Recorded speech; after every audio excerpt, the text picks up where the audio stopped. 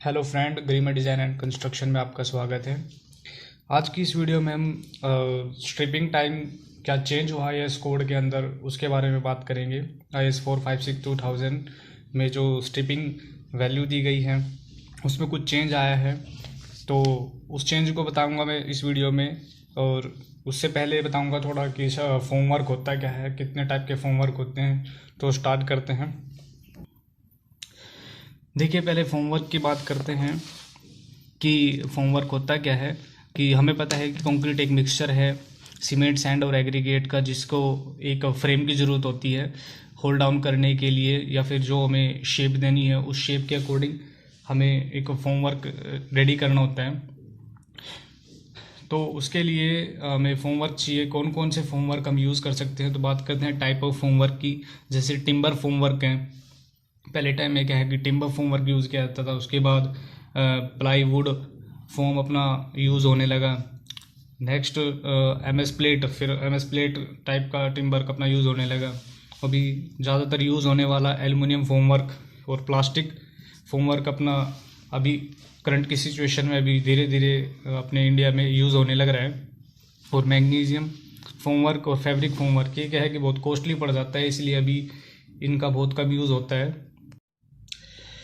तो next topic अपन बात करते हैं कि टॉलरेंस क्या है। कि कुछ शेप एंड साइज होती है जो क्या है कि स्किल्ड और अनस्किल्ड लेबर बनाती है, तो हो सकता है उनमें कुछ वेरिएशन भी आता है। तो IS 456-2000 रिकमेंडेड करता है कि अगर आपसे कोई शेप एंड साइज प्रॉपर नहीं हुआ है तो उस केसेस में क्या करें।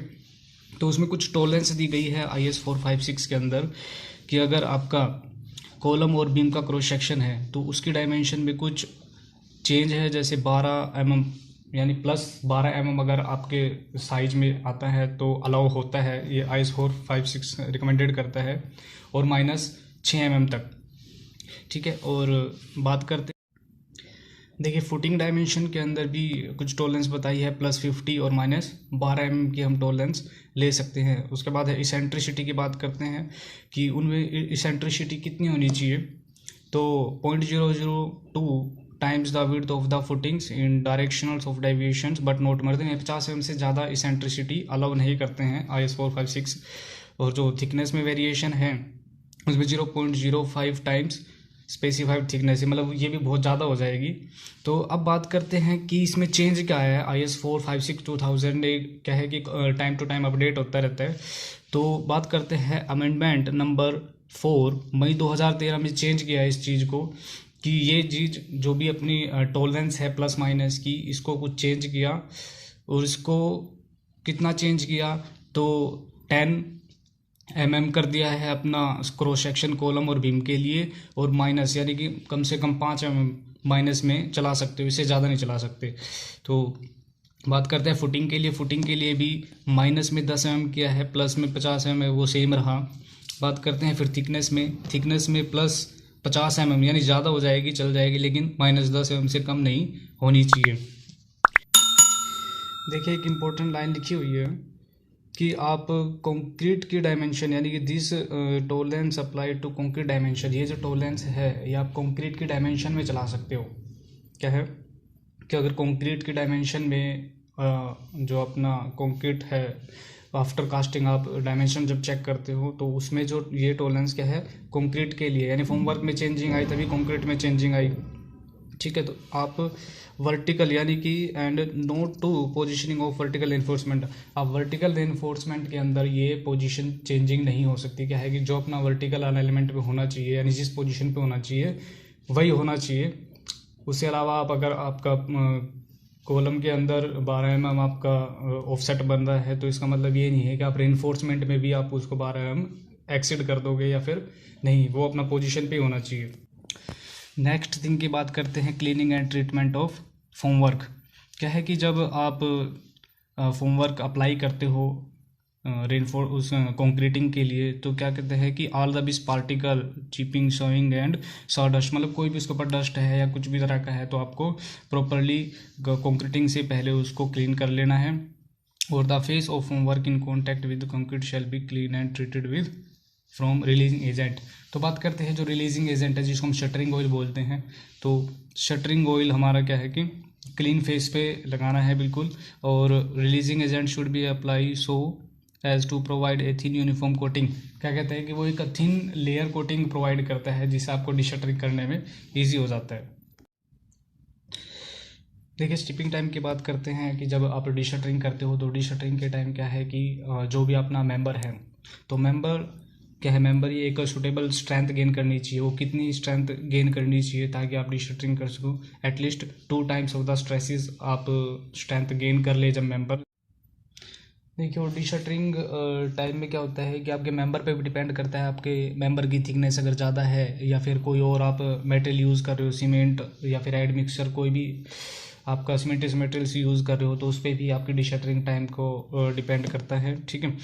और थर्ड पॉइंट में क्या कहते हैं कि जो आपका टेम्परेचर है वो टेम्परेचर अपना 15 डिग्री सेल्सियस से कम नहीं होना चाहिए। ये ओपीसी सीमेंट के लिए है, ठीक है। जो आप ऑर्डिनरी पोर्टलैंड सीमेंट यूज़ करते हो तो उस केसेस में क्या उसको ज़्यादा क्यूरिंग की इम्पोर्टेंस रहती है। देखिए अब बात करते हैं कि जो टाइप ऑफ होमवर्क हमने देखा कि टाइप ऑफ होमवर्क था हमारा, और उसका जो मिनिमम पीरियड टाइम है वो कितना होना चाहिए, ठीक है। तो अब कॉलम वाल और बीम ये हमारे क्या होते हैं कि एक वर्टिकल मेंबर होते हैं स्ट्रक्चर के अंदर। तो इसके लिए जो हमने टाइम लिया गया है वो है हमारा 16 से 24 आवर्स, ठीक है। अगर हमारा क्या है कि 100 फीट फ्रॉम टू स्लैब्स, ठीक है, 100 फीट फ्रॉम टू वेज यानी स्लैब के जो बॉटम की हमारी जो शटरिंग होती है उसके लिए 3 दिन का टाइम लिया गया है। और बीम के लिए जो 100 फीट है उसके लिए 7 डे का टाइम लिया गया है। और प्रोप्स ऑफ टू स्लैब्स, अगर स्पैनिंग हमारी ये डिपेंड करती है स्पैनिंग पे, अगर स्पैनिंग हमारी 4.5 मीटर तक है तो 7 डे, और स्पैनिंग हमारी 4.5 मीटर जो है तो उसके लिए 14 डेज। और बीम और आर्च के लिए हमने 14 और 20 डेज किया है, ठीक है। तो बात करते हैं अभी इसमें चेंज क्या है। अमेंडमेंट नंबर 5 जुलाई 2019 में इसमें चेंज किया गया कि अगर ये लाइन देखिए कि अगर for concrete made using cement other than OPC and using materials and mixtures like fly ash and, अगर आप क्या करते हो ओपीसी सीमेंट के अलावा कोई भी मटेरियल यूज़ करते हो या फिर उसमें admixture fly ash extra कोई भी डिज़ाइन चेंज करते हो, तो उसके लिए क्या कहा है कि आपका जो वर्टिकल का टाइम है वो सेम रहेगा, बट आपका जो स्लैब के 100 फीट का है उसको 3 डे से 7 डे पे चेंज कर दिया गया है। और आपका जो बीम के लिए है 100 फीट फॉर्म वर्क उसको 7 डे से 10 डे पे कर दिया गया है। और स्लैब और बीम और आर्च के लिए अपना स्लैब के लिए हो जाएगा अपना 10 डेज, और बाकी अपना सेम रहेगा उसी डेज पे। तो ये कुछ चेंज हुआ है हमारा जुलाई 2019 में IS 456/2000 के अंदर। और देखिए कहा है कि अगर कोई दूसरा सीमेंट है या टेम्परेचर इफेक्ट है तो उसके लिए स्टिपिंग टाइप आपका मतलब चेंज हो जाएगा, मे बी स्टेबिलिटी मॉडिफाई, जैसे भी अभी मॉडिफाई हुआ है तो आने वाले टाइम में हो सकता है कुछ और मॉडिफिकेशन आए उसके अंदर। तो बात करते हैं क्लोज नंबर 11.3.2 के अंदर कि अगर आप डिशटरिंग करते हो, डिशटरिंग जो टाइमिंग दी आपने डिशटरिंग की, तो उस डिशटरिंग के बाद क्या है कि आपको प्रोप्स दोबारा लगाने हैं ताकि उसमें क्या है कि मूवमेंट क्रिएट ना हो, क्योंकि अपना क्या है कि डेड लोड और लाइव लोड कंटिन्यूसली साइड पे चलता रहता है। तो उस चीज़ को ध्यान रखते हुए हमें प्रोप्स पे पूरा ध्यान देना है। जैसे आप डिशटरिंग करते हो तो दोबारा आपको प्रोप्स लगाने हैं। और नेक्स्ट पॉइंट की बात करते हैं कि कुछ ऐसे एलिमेंट होते हैं जहाँ पे मतलब टिपिकल फॉर्मवर्क बोलते हैं जिसमें आपको लगता है कि आपकी फॉर्मवर्क फंस सकता है। तो इस तरह के मटेरियल के अंदर आपको क्या है कि जैसे भी आपको पॉसिबिलिटी लगे आप वहाँ से आप अपना मटेरियल या फॉर्मवर्क रिमूव कर सकते हो।